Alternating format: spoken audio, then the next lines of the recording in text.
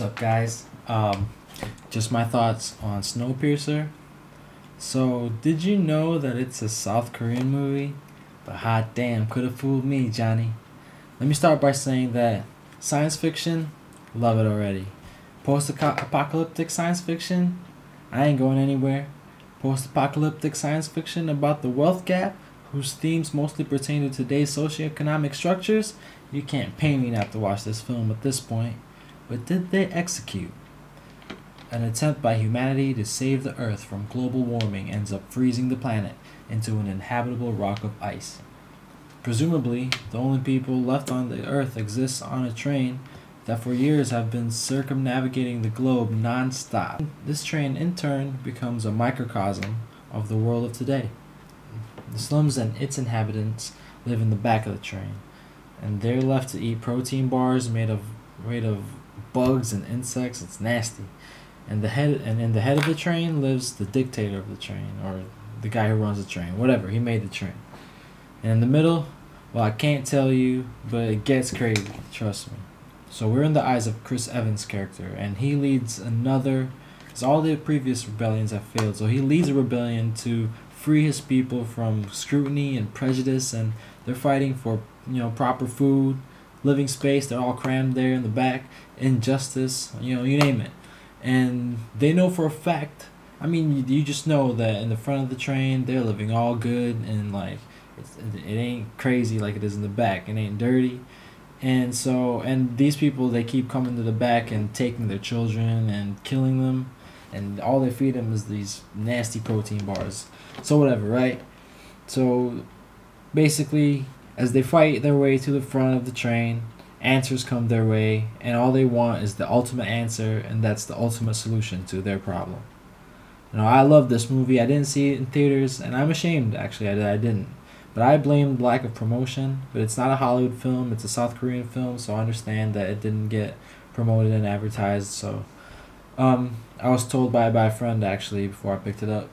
And it's not the most beautiful film in terms of cinematography, but I will say that they capitalize on every opportunity to make it beautiful.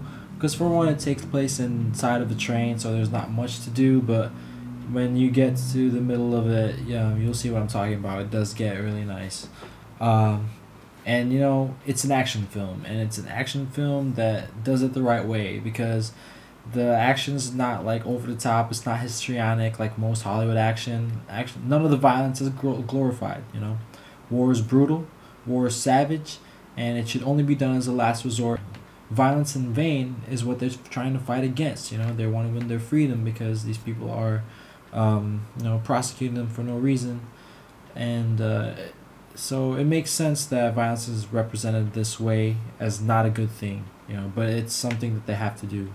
And as far as the plot goes, it's well written. It's not without plot holes, I might say, but the level of creativity exceeds all expectations. The story is never overly convoluted, and although it's an intricate story, at the base of it, on the fundamental level, its premise is simple. Get to the front or die. And the most commendable thing I can say about a film, I think, and this film has it by a mile, is that it's original.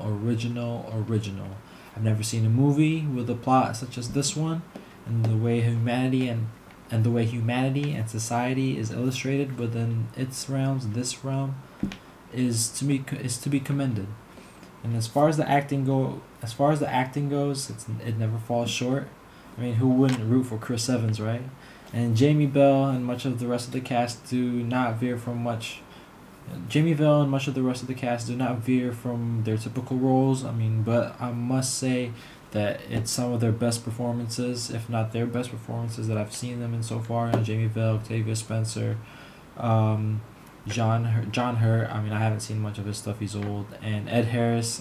Ed Harris has had better moments. But I must say again, not surprisingly, the best performance isn't Chris Evans. It's Tilda Swinton. And shabash to her.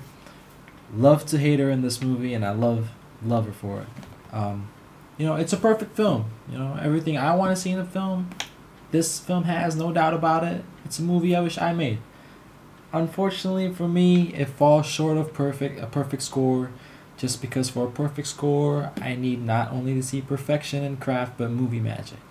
And I mean, not in the typical way of how movies, affect the experience of perception and, movie magic in that sense. But I'm talking about, the intangible qualities that great movies have, where the film doesn't only stand in the realm of movies, but can be considered a great work of art.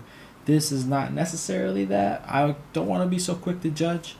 In another viewing I might have of it later, maybe in a couple years in the future, I might bump it up to a 4 stars. We'll see how it stands the test of time first, but it's not something that I want to say it's a perfect score yet.